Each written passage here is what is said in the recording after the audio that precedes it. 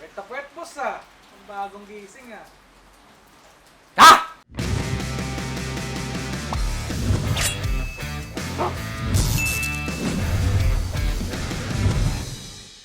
So yun nga, no, tulad ng pinangako ko dun sa nakaraang episode natin, yung sa Sardinas 3 Ways, kahit ano talaga, pwede mo i-tempura. No? Gawa talaga tayo ng tempura content, pare. Subukan natin to. Palagay ko, tapos na tayo lahat. Sabi ko, subukan natin gumawa ng tempura content. At eto na tayo ngayon. Gawa na tayo ng tempura content kasi nung narinig ni Ian yun, nanggigil. Siyempre! Mahilig kasi si Ian sa tempura. Pero sino nga ba hindi mahilig sa tempura, pare? Siyempre! Pero yun nga, no, tempura, pero hindi tayo basta gagawa ng tempura. Ang pinakagagawin natin dito ay pag-aaralan natin ng tamang structure ng batter. Kasi maraming paraan para mapalutong ang tempura. And ayun, try natin. Nahanap muna tayo ng recipe sa internet ng tempura. Tapos subukan natin kung paano gagana yun, kung okay ba yun. Tapos subukan natin i-improve from there. Tara, search muna tayo dun sa office. So yun nga, search tayo sa Google. Search tayo ng tempura butter recipe. Yan. Tapos yung pinakauna na result, click natin.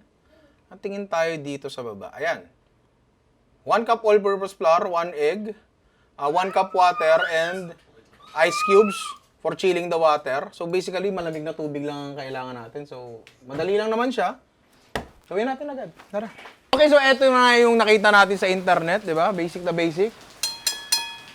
1 cup ng all-purpose flour, isang itlog, tsaka 1 cup ng malamig na tubig, di ba? So, bago tayo mag-apply ng kahit anong previous knowledge or previous na kaalaman na meron tayo, sundin na muna natin to. Putang ina, basag na, may shell pa. So, eto na siya. Para mas malapot siya ng konti kaysa doon sa sinimula natin. Pero syempre, tatry pa rin natin yan, di ba? Maniwala tayo sa internet. So, eto, meron tayo dito ng 2 hipon, pare, na pinabalatan ko na. Sorry, ako pala nagbalat niya, hindi ako nag-uutos. Nadulas ka ni. Lalagyan lang natin ng konting asin. Yan. Tapos ilalagay natin sa harina. Medyo lightly dusted lang. Tapos ilalagay na natin sa malamig na batter natin. Yan. Tapos at this point, kailangan na lang natin siyang iprito. Diba? So, meron na tayong mainit na mantika dito. Teka, iharap ko lang to. Para maniwala kayo. Yan. Meron na tayong mainit na mantika nga dyan. So, prito na natin to. Ganun yung nakikita ako sa YouTube eh. Sinasasayaw muna. Pana. Ito.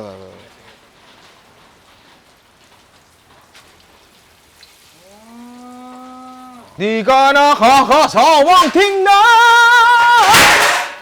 Ang ina. Galit. Palagay ko luto na siya. Diba? Okay, so una sa lahat, kumulot yung hipon, which is expected kasi meron tayong dapat gawin dyan. Mamaya ako napapakita para nakaunat siya. Pero, tingin ko pa lang sa kanya medyo soggy na, pre. Hindi na siya mukhang malutong talaga. Kuha tayo ng balat. May konting lutong siya, oo. Pero sige, tikman natin to. Ayun, oh. Lapit ka dito, pre. Tira mo. Humihiwala yung balat agad, oh. Ayun, oh, kita mo. Parang ang lambot-lambot niya agad. Tikman natin para malaman.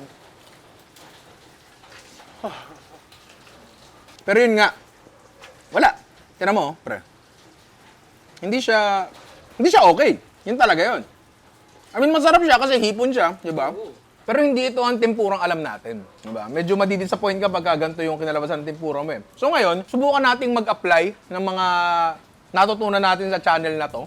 At gawa tayo ng mas okay na tempura, di ba? Sabi mo sa akin yung isa.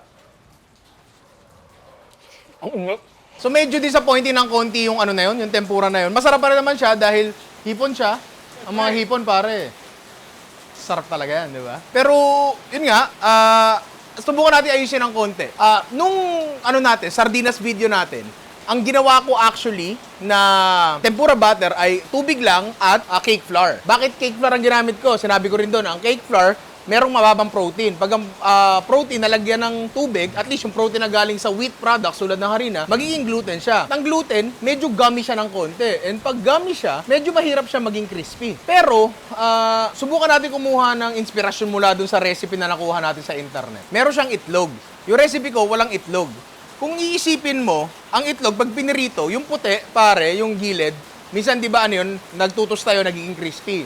Okay yun, masarap yun. Pero yung yolk, never nagiging crispy yan. So, subukan siguro natin na gumawa ng tempura batter na merong egg white pero walang egg yolk. Isa pa, mula dun sa previous na tempura batter na ginawa natin, medyo ano siya, medyo malapot. So, ngayon, dagdagan natin ng tubig pero hindi na natin susukatin. Susubukan natin na aralin yung consistency niya base lang sa tingin, sa itsura lang, di ba? So, try tayo ng merong egg white. So, eto nga, meron tayo ditong cake flour na merong lower protein content. Meron tayo ditong egg white na lumulutong, hindi tulad ng egg yolk. Tapos, siguro, roughly 1.5 cups ng cold water. Kasi yung kanina medyo malapot eh. Subukan natin gumawa ng malabnaw ng konti. Gagawin natin, hindi tayo gagamit ng whisk. Kasi pag whisk ang ginamit natin, mas na-agitate yung harina natin, nadidevelop yung gluten natin, and naging chewy siya. Subukan natin gumamit nito, wag natin overmix, and yun natin mangyayari. Pag mga hapon gumagawa nito, chopsticks eh. Medyo may lump siya ng konti, pero ayon dun sa mga nabasa ko before, okay lang yon. It's a good indicator na hindi mo na-overmix yung batter mo. Diba? Pero bawasan lang natin ang lumps, putya. Pag naprito to, buong harina pa to eh. 2 hipon uli, nalagyan natin ng asin, na ilalagay natin sa all-purpose flour. Okay lang din kayong gumamit ng cake flour dito, pero hindi masyado magmamatter yon kasi, kumbaga ano lang naman siya, para lang mabasa yung labas ng ano natin, labas ng hipon natin, and kumapit yung butter. May nakalimutan pala akong gawin. Ang galing ko. Ano yun? Teka lang. Yung technique pala para unat yung hipon. Kalimutan kong gawin. Dito pare, pakita mo to. Hihiwa-hiwain lang natin to dito. Yan. Ganyan. Dapat gagawin nyo to bago nyo lagyan ng kahit ano. Kaso ano ko eh. Ano? Medyo malalim ng konti pero wag namang mapuputol. So, hopefully, hindi na siya mag-curve. Gusto ko pang tikman! Ang alin? Tempura. Game. So, eto na nga ang hipo natin. Lalaglag natin sa ating tempura batter. Ganyan lang yun eh. Mabilis na yun nakikita ko sa ano eh. Sa YouTube eh. So, pwede natin lagyan ng ano, pinaulan na batter. Hindi ko alam kung didikit pa.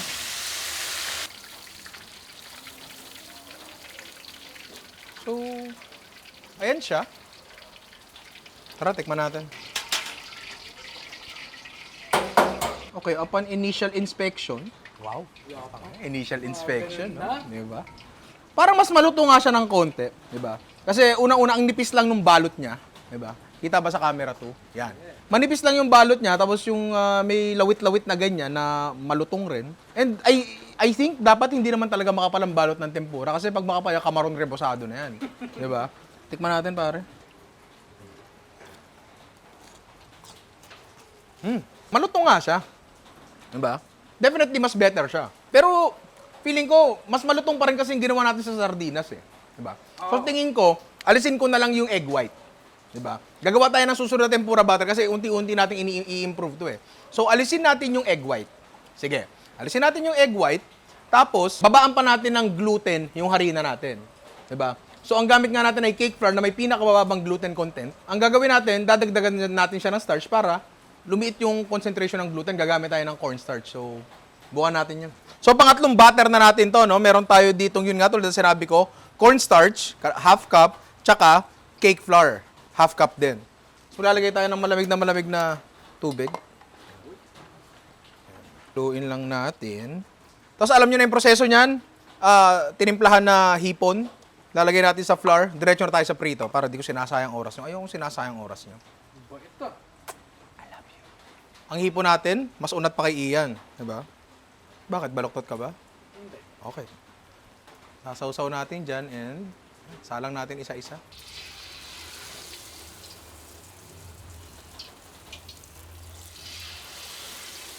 Paragay ko, pwede na siya. Ngayon natin, pare. Look at that. Mukha siyang mas crispy, no?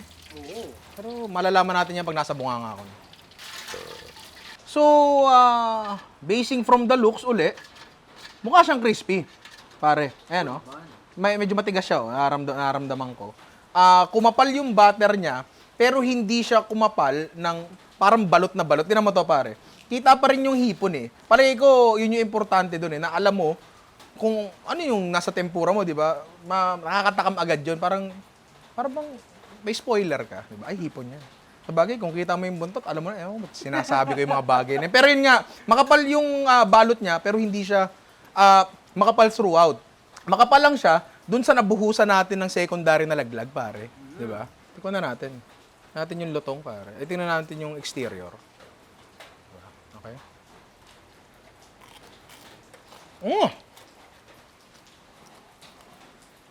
Pero ang sarap din, pare. Ang ganda ng pagkakalutong niya. Yeah. So, bumubuo ah. Oo, Pasok mo ah. oo.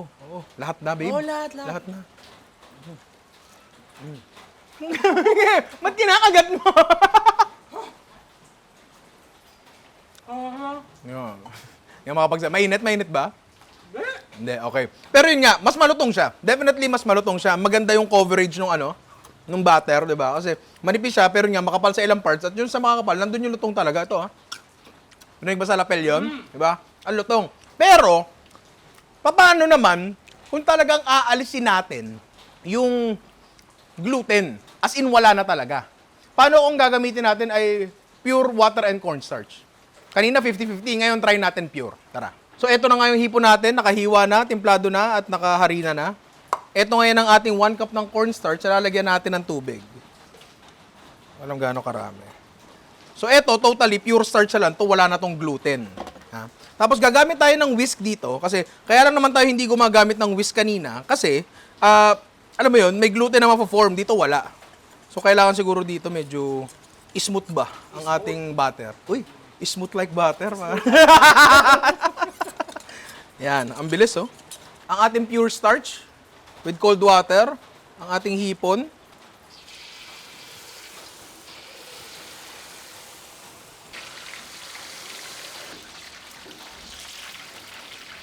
Palagay ko pwede na to. Tara, wait lang ah. Okay, so medyo kakaiba yung itsura niya. Para siyang nagbilog-bilog, pare. Alam mo yun, hindi ganito yung itsura ng tempura na alam natin eh. 'Di ba? Pero, pag hinahawakan mo siya, saksakan ng lutong. Naluto pare, oh. Tira mo to. So, ano pa bang dapat gawin dyan? Watch out for the crunch. Pakiramdam ko, ano to? Makayanig bungo to.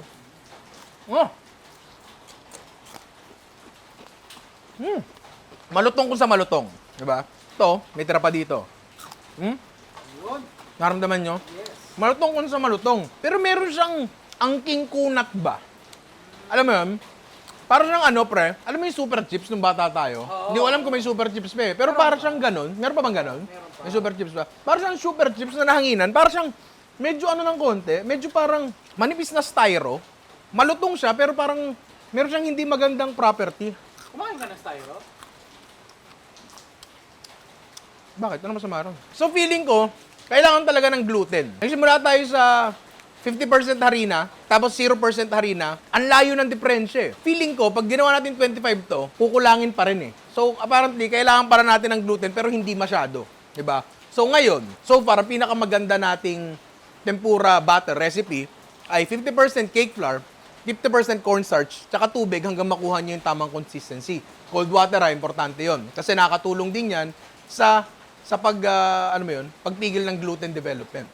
Pero meron pa akong gustong i-try na nakuha ko tong technique na to sa pie crust making. Okay. Explain ko sa inyo yun. Kainin ko lang to. Huwag ka malalaglag. So yun nga, tulad na sinabi ko, itong susunod na technique na to, natutunan ko to sa paggawa ng pie crust. Kasi sa paggawa ng pie crust, basically ang kailangan din natin mangyari ay parang paggawa nito kung saan hindi natin masyadong dire-develop ang gluten at hindi tayo masyadong naglalagay ng tubig. Kasi nga, ang nag-activate sa gluten ay tubig. Hanggat wala siyang tubig, hindi siya magiging gluten. Gets mo? Parang ganon. So paano tayo mag-i-introduce ng liquid na hindi tubig? 'Di ba? Pero, madidilute yung mixture natin. Sa pie crust, ang ginagamit nila, ito, vodka. Yung parte ng tubig, pinapalitan nila ng vodka. So, palagay ko, pwede rin natin gawin dito yon. So, etong particular na alak na to, this is 40% alcohol by volume. So, meaning, nabawasan ng 40% yung gluten development na pwedeng mangyari dito sa mixture natin. Na medyo magulo siya, pero wala, medyo magulo lang talaga. At isa pa doon, ang alcohol ay nag-evaporate ng mas mabilis kasi mas mababa ang boiling point nito kumpara sa tubig. Di ba? So, ang mangyayari, hindi ngayon na... paano ko ba i-explain ng mabuti to? Hindi mananatili yung liquid doon sa loob ng butter kasi nga, nag-evaporate siya agad. Gets mo ba, pre? Oo. Gets mo? Oo, gusto lang kumain tempura. Sige, basta ganun. Gagamit tayo ng vodka bilang 100% ng liquid natin. Kaya pala vodka ang pinili natin. Kasi ang vodka ay bukod sa may mataas na alcohol content na, ano siya, odorless. Hindi siya amoy flavor. I mean, ang lambanog, medyo may coconut na lasa siya eh. Ang gin, may lasa rin ng gin eh, di ba? Oo. Bukod sa yung angis ng alcohol niya. Ito, wala. Halos purong-purong alcohol lang talaga to. So, ito na nga ang ating batter na merong 50% cake flour, 50% cornstarch, tapos cornstarch. So, 100% ng vodka. Yan. Ididip lang natin yan dyan.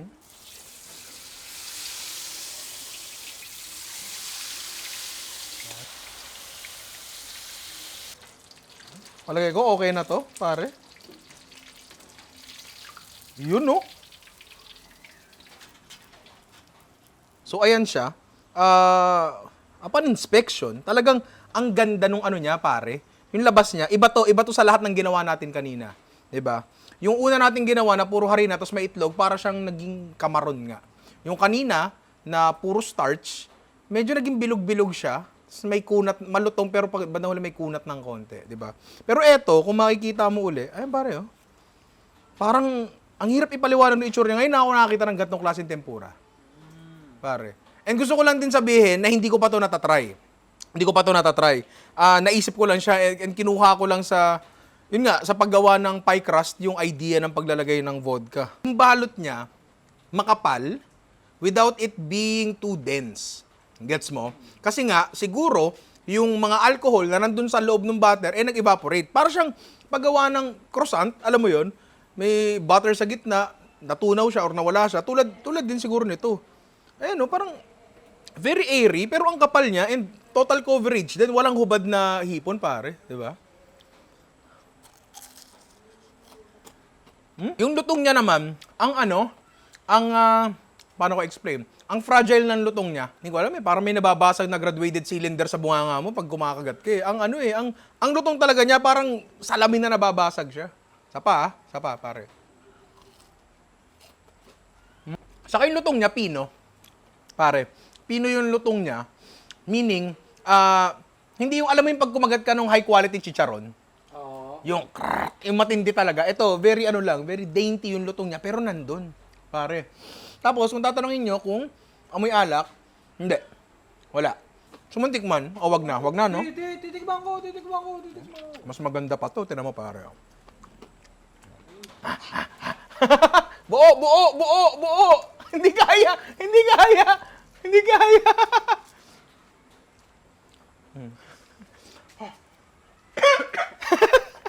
So palagay ko nakita na natin ng tempura butter na gumagana para sa atin, na gusto natin. And gusto namin, sorry, wala pala kayo dito.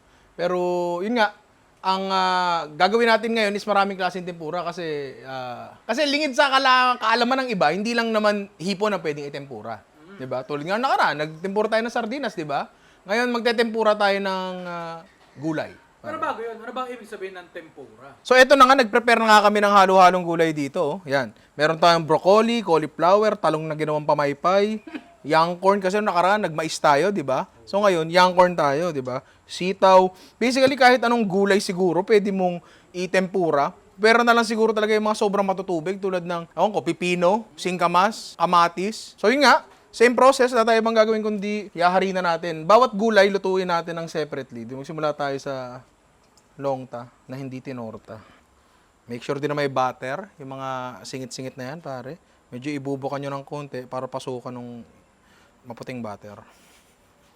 Ba't natatawa ka na naman sa mga sinasabi ko? Wala nga, natutuwa ako sa'yo. Natutuwa ka sa akin. Oo. Salamat, Tito. Tuloy na po ako. Go! Aray, natalsikan ako. Siguro pwede, ibukan nyo muna ng ganyan, tapos sausaw nyo para lang ma-establish yung buka, saka nyo ilaglag. So, okay na to? Crispy longta. Pare. So, ito na ating pinaghalo ko na, broccoli tsaka coli. Pag may nakikita kayo mga nabubuong mga gilid-gilid na ganyan, doon nyo siguro ilaglag yung tempura nyo. Diba? Para kumapit sa kanya yung lutong. Diba? Oh. Yun, no? Pare. Diba? Pagsabay na siguro natin, young corn at sitaw. Diba? Pero syempre, nilisin mo natin mantika natin. Ito na yung young corn natin. Yan. Sabi ko pagsasabay natin yung sitaw tsaka young corn kaso nakalimutan ko. So young corn na lang muna. Hindi muna sabay-sabay. Una-una muna. Tapos ito yung sitaw natin. Napalagay ko, pwede nating lutuin ng kumpul-kumpul. Pause. Maglabo. Pwede pala tayong gumawa ng okoy, oh. Nabubuo pala siya, eh. Mamaya, gawa tayo okoy, pare. Meron din tayo ditong sugpo. Uy! Na hindi pa... Allergy ka sa sugpo, di ba? Ha? Allergy ka sa sugpo, eh. Wala akong allergy. Wala kang allergy? Wala. Ah.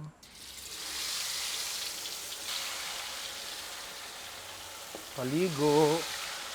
Aking sipil ko lang tinasalang mo. Yung laki.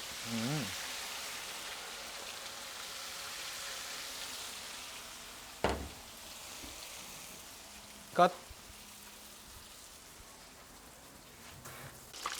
Para sa laki ng hipon natin, hindi na siya deep fry ang puta, nakasayad na sa ilalim. Ay, pare, oh. Bango! Thank you. Yan, dahil nga nag-fail kami kanina kasi di pala nakasindi yung apoy, ulit tayo. Crispy ngok-ngok.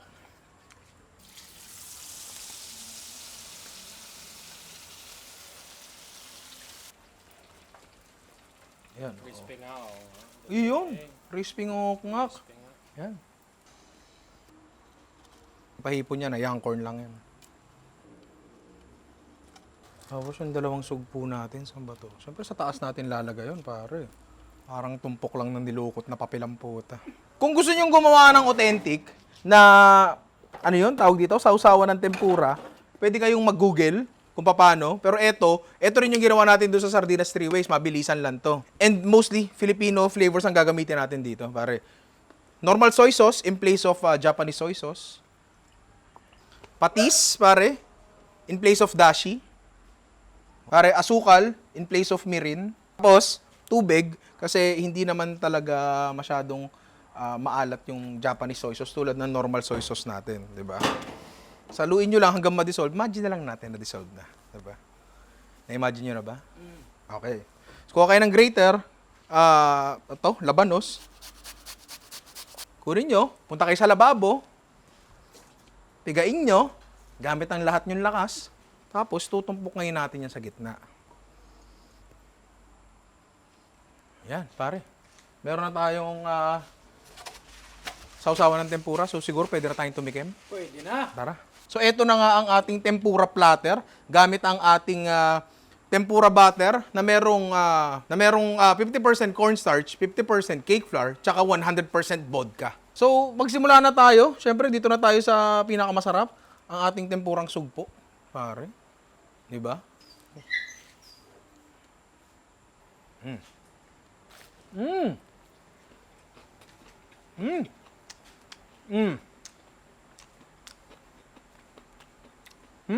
Mahirap magsalita ng hindi maganda dito eh. Kasi, good quality na sugpo yan eh, pare, di ba? So, masarap talaga siya. Sausawan natin, balanse. Dinagdagan ko ba actually ng konting tubig yan para lang mas umokay. Malutong yung natin, yung butter natin, kahit mga ilang minuto na nakalipas to, pare. Siguro may, mga ganun, 8-10 minutes, no? Pero malutong pa rin siya, di ba? Hindi tulad ng iba, after a few minutes, nagiging parang kamaron na nga, di ba? Parang ganun. Broccoli, pare. Malutong pa rin, di ba? Itong natin, crispy ngok-ngok natin, pare. Wala ako ibang masabi, kundi successful yung paggagawa natin nung butter. Kasi kahit anong binalutan natin dito, okay eh. Ay, ako, admitted din, nakakapa ko siya, medyo malambot na siya ng konti. Kasi ito yung pinakamatagal niya, siguro mga 15 minutes na to eh. Oh. Diba? Kasi ito yung unang sinalang eh. Pero, sana may konti lutong pa rin. Diba nung dati, nakaraan, sinabi ko, gusto ko yung kalabasa. Parang ito na mas gusto ko ngayon. Young corn. Young corn, pare. Yung sa young corn natin, medyo makapal yung balot niya kasi, for some reason, medyo lumapot. Okay na okay din to. Yung sitaw natin. Kita-kita nyo ayun, no? Butas-butas siya. Kasi, siguro, nandyan yung alcohol, di ba, pare, na nag-evaporate na lang ng mabilis. Kasi hindi naman ganito yung itsura ng normal na tempura, butter di ba? Yung tempura coating, hindi naman ganyan di ba? Medyo solido siya. Sobrang dami natin ginawa dito. Pero medyo hindi pa ako satisfied Baka pa tayo ng isa. Sobrang natutuwa ako dito eh. Sa idea nito. Oh. Ayan. So, dapat tapos na tong video na to. Pero bigyan ko pa kayo ng isang bonus something. Try natin gumawa ng okoy gamit yung tempura butter natin. Yun. So, eto na nga, no? Gagawa tayo ng okoy gamit yung tempura butter pa rin natin. Yung mga technique na natutunan natin dito. Diba? Kasi kanina napagkumpul natin yung sitaw eh. So, meron na tayo dito mga typical na okoy ingredients. Sibuyas, toge, kalabasa. At least, eto yung ano sa amin. Yung ingredients ng okoy na nabibili dito sa palengke sa amin, di ba? Karaniwang ganito eh. Tapos may hipon na maliliit yun na usually kasama na ang ano, lahat, shell, ulo, alam mo yun, kasama na talaga yun. Pero dahil meron kami dito, ang gagamitan namin ito mga sugpo. Yan. All-purpose flour, konti, para lang matuyo sila at dumikit sa kanila yung butter natin. Tapos yung natira nating, yan, butter, pare, di ba? Buhos lang natin yan. Hopefully, kasya to. Pag hindi, kaya pa naman namin gumawa ng karagdagan. Wala naman sigurong problem doon. Tayong plato dito, kasi ganito nakita ko sa palengke. Di ba nilalagay sa plato yon? Yan. Para mahulma na. Para mailagay nila sa mantika ng maayos. Okoy. Sana hindi siya masyadong hiwa-hiwalay. Tapos lagay na natin sa mantika at iuusod ko tong camera angle na to gamit ang aking maruming kamay. Shit! Itutulak ko to eh, di ba? Gaganon ko dahan-dahan. I'm forever yours. Aray! Ayun na nga, napaso ako. Carefully. Uy, nabuo siya. Feeling ko kailangan ko talaga siyang balik na rin. Pero again, carefully. Uy, okay. Ito nga pala tip, no? Ito ginagawa namin sa restaurant to, very effective to. Punta kayo sa rep nyo, pag napasok kayo, hanap kayo ng pinaka-overripe na kamatis, no? Yung medyo malapit na mabulok, hindi nyo nakakainin. Diba? Tapos, huwain nyo lang. So, ito, yung katas niyan, ang lakas makagaling ng ano niyan, ng paso niyan. Sa totoo lang. Nasa resto kami, iniipon namin yung mga puwet ng kamatis, yung mga naiiwan sa burger. Diba? Tapos, yung pagka may natalsikan, lalagyan lang namin nun. Diba? So, promise, medyo masakit pa rin siya, pero hindi siya lolobo, pare. Promise yun. Pagka lumobo yan ako, miso puputok niya, higupin ko yung laman. So, palagay ko okay na siya. Sinubukan kong balik na rin, tapos nabali. Pero ayan, no? Parang may naman siya, kakrispihan naman siya ng konti. Tapos malalaman natin kung talaga bang may lutong siya. Ito ang okay natin. Tingnan muna natin kung meron ba siyang lutong. Uy, may lutong siya. Pero dapat medyo moist ang loob nito. Kasi gano'n naman ang okoy di ba? Medyo crunchy yung sa labas. Moist sa loob. Ang problema, kapag pinlastic mo, sinuwi mo sa bahay, wala na. Moist na silang lahat, di ba? Malambot na silang lahat. Uy, pare. So, tikman na natin to. At si Luna, nakaramdam na naman, pati ang kanyang mga minions. Mamaya na! Kitang-kita mo yung toge. Ayan, sibuyas yan. Yung hipon sugpo, kalabasa, lahat ng elements kita mo. Definitely, andun yung lasa ng okoy. So, yun nga, ang tamis nung kalabasa. Tapos, dahil, ewan ko, ang tamis din nung pare, sibuyas. Ang natutunan natin ay huwag masyadong magtiwala sa mga recipe sa internet.